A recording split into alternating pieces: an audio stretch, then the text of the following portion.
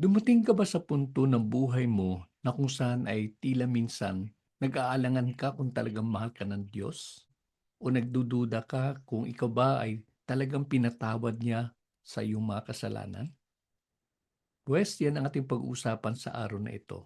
Ang mga talatang ating pagnilay-nilay ay hango mula sa Psalm 49 verse 8 at 15. And it reads, "For the redemption of his soul is priceless, and he should cease imagining forever." Verse 15, "But God will redeem my soul from the power of Sheol, for he will receive me." May the Lord add blessing to the reading of his word. Ano mapapansin natin sa mga talatang ating binasa? Kapansin-pansin ang salitang redemption. Noong panahon na sinulat ng awit na ito, ang may akda po nito ay ang lipi po ni Cora na kung saan ay kung inyo malaala, pinag-usapan natin na minsan dumaan sila sa napakadaming mga pagsubok, mga paghihirap, mga matitinding sitwasyon sa kanilang buhay. At ang kanila pong ginawa, sa halip po sila magreklamo, sila po ay lumapit sa Panginoon. At ito naman po ang tema naman po ng talatang ating pag-aaralan ay patungkol sa tubusan. Papaano po tinutubos nung araw ang isang alipin? Isang tao na magbibigay ng kapalit doon sa alipin upang siya ay mapalaya. Yan exactly ang ginawa ng Panginoong Hesus nung inalay niya yung kanyang buhay upang tayo ay maligtas. Tunghayan natin sa Mark 10 verse 45. Ano po ang sabi? "For even the Son of Man did not come to be served, but to serve, and to give his life as a ransom for many." Ang tanging layunin kung bakit po naparito sa lupa ang ating Panginoong Hesus upang tayo ay tubusin niya. Mula saan? Mula sa ating kasalanan. Sapagkat ang linaw po sa Roma 3:23, "For all have sinned and fall short of the glory of God." Lahat tayo nangagkasala. Nangangailangan tayo ng manunubos at wala pong ibang gumawa po nito na siyang karapat-dapat po iligtas tayo sa ating bondage, iligtas tayo sa ating mga kasalanan, iligtas tayo sa ating paging alipin, maliban na lamang ang Panginoong Hesukristo. Tunghayan naman natin sa Ephesians 1 verse 7 at ito po mas ipinaliwanag ano po yung ginawa ng Panginoong Hesus. Ang sabi po, "In Him we have redemption through His blood, the forgiveness of our wrongdoings according to the riches of His grace." Walang kapintasan ang gagamitin upang ito'y maging katubusan ng kasalanan.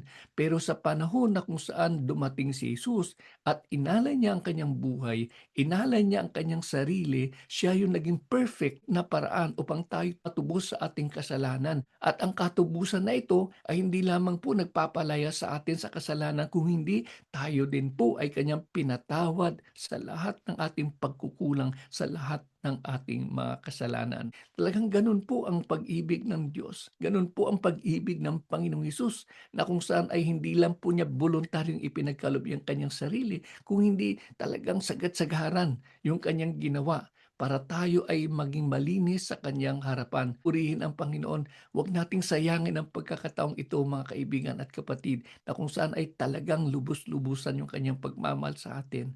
Ano naman po yung ating maging katugunan? Dapat po tanggapin natin ang kaloob na ito. Dapat po tanggapin natin sa ating mga puso. Tayo magpasalamat at aminin natin na hindi natin kayang linisin yung ating sarili sa harapan na isang banal na Diyos. Wala tayong magagawa. Ang atin na lang po maging papel ay tanggapin natin ito at kilalanin natin siya bilang ating manunubos, bilang ating personal na Panginoon at manliligtas. Kaibigan, kapatid, kung hindi mo pa naranasan ang personal na relasyon sa Panginoon, ito na yung pagkakataon. Kausapin mo siya.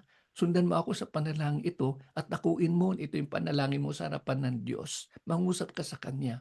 Panginoon, maraming salamat sa iyong pag-ibig. Humihingi ako ng kapatawaran sa lahat ng aking mga kasalanan. Binubuksan ko ang aking puso at tinatanggap si Jesus bilang aking personal na Panginoon at manliligtas.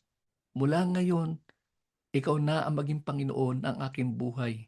Salamat, Panginoon. Ito'y aking samot dalangin sa pangalan ni Jesus. Amen. Manatili tayong nananalangin. Panginoon, maraming salamat po. Alam niyo po kung sino po ang mga tumanggap sa iyong bugtong na anak na si Jesucristo. Salamat po sa biyaya na pinagkaloob mo sa amin. na binigyan niyo kami ng pagkakataon na manumbalik ang aming relasyon sa inyo. Lord, itinatagubilin ko ang bawat isa. Kayo pong patuloy mangusap sa kanilang mga buhay, sa kanila pong mga puso. Ilapit niyo po ang inyong salita at hayaan mo na ito'y kanilang pagnilay-nilayan. Dalhin mo sila, Panginoon, sa isang pagtitipon na tanging si Jesus ang siyang tinataas, tanging si Jesus ang siyang sinasamba. Maraming salamat, Panginoon. Ako'y patuloy umaasa na iyong pagkilos higit pa sa aming pong inaasahan. Ito'y aking samot dalangin sa matamis at makapangyarihang pangalan ni Jesus. Amen at amen.